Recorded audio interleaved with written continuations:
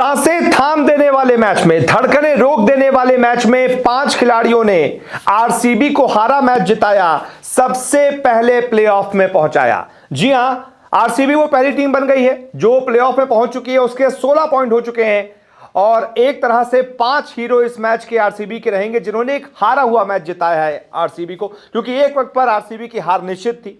CSK बहुत आसान खेल रही थी, 2 से 3 मौके सीएसके के पास आए थे जब वो मैच जीतती दिख रही थी, लेकिन उसके बाद मैच पलट गया। कैसे मैच पलटा है, किन किन मौकों पर मैच पलटा है, यह मैं आपको बताता हूं।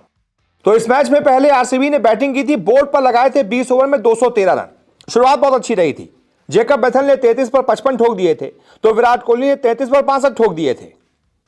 पहले विकेट के लिए दोनों ने लगभग 97 रन बना दिए थे, यानी कि यहां से लग रहा था कि आरसीबी जो है बड़े आराम से 220-230 तक जा सकती है।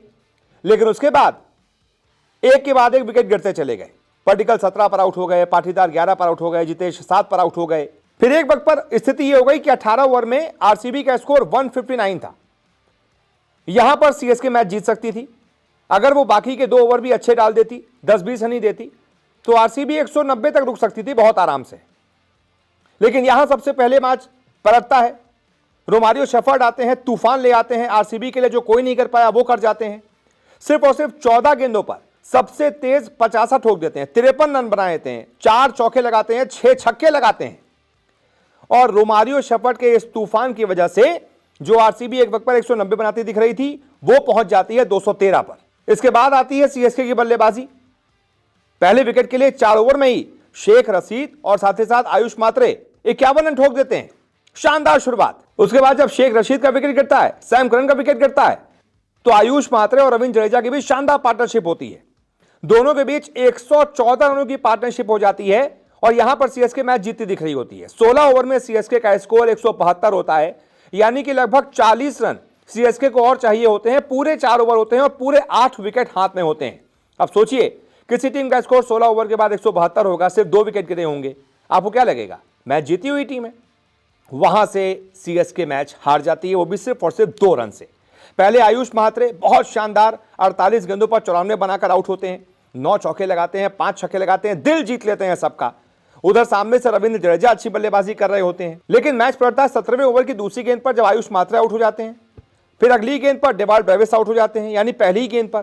तो ये जो लगातार 2 झटके 2 गेंदों पर लुंगी एनगिडी सीएसके को देते हैं, यहां से मैच थोड़ा सीएसके से दूर जाता है, आरसीबी की तरफ झुकता है। लेकिन एक बार फिर से मैच पलटता है।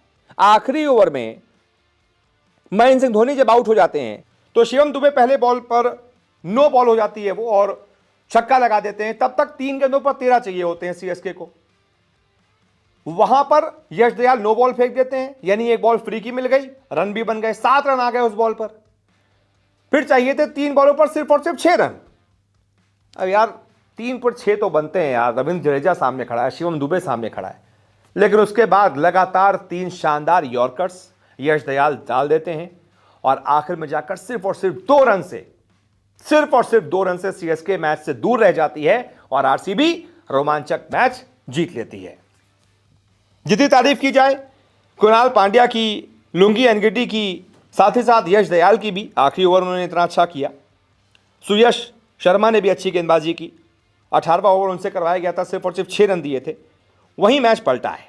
तो एक तरीके से इस मैच के हीरो बैटिंग में रोमारियो शेफर्ड हो गए, विराट कोहली हो गए, जेकब बेथल हो गए, और बॉलिंग में कुणाल पांड्या हो गए, लुंगी एनगिडी हो गए, और साथ ही साथ यश दयाल और सुयश शर्मा हो गए।